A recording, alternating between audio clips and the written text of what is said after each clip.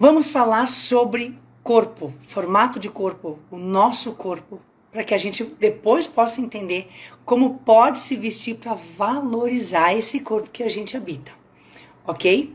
Então, primeiro nós precisamos, o primeiro ponto que a gente aqui precisa considerar como um dos pontos mais importantes na hora de escolher o que vestir ou de saber vestir aquilo que favorece as nossas características é vestir o corpo que nós temos e não o corpo que nós desejamos, ok? Isso é muito importante, nós precisamos considerar isso fortemente.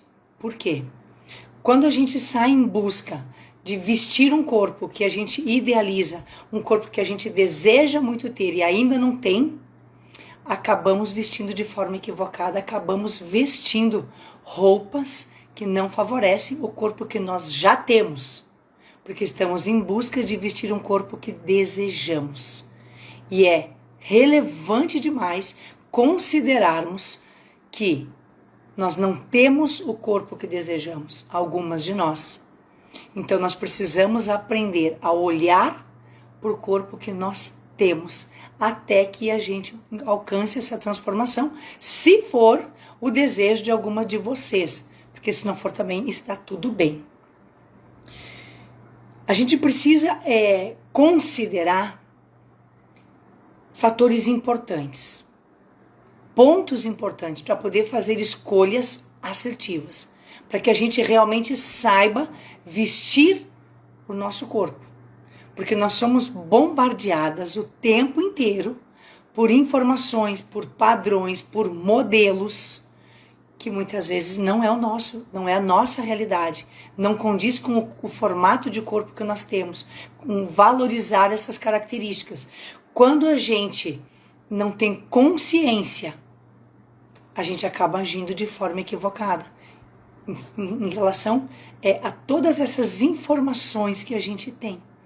E a gente não separa, não peneira aquilo que funciona para nós. Acabamos tomando para nós algumas coisas que não deveríamos. E não saber valorizar, potencializar as nossas características significa que muitas vezes nós não estamos entendendo qual é o nosso corpo. Qual é o tipo de corpo que nós temos. E se eu não consigo me enxergar, eu não consigo saber o que eu devo valorizar e o que não é tão importante assim que apareça. E eu acabo não vestindo de forma correta o meu corpo, porque nós precisamos considerar que o que serve para X não serve para Y. O que serve para Maria muitas vezes não vai servir para Alice e vice-versa.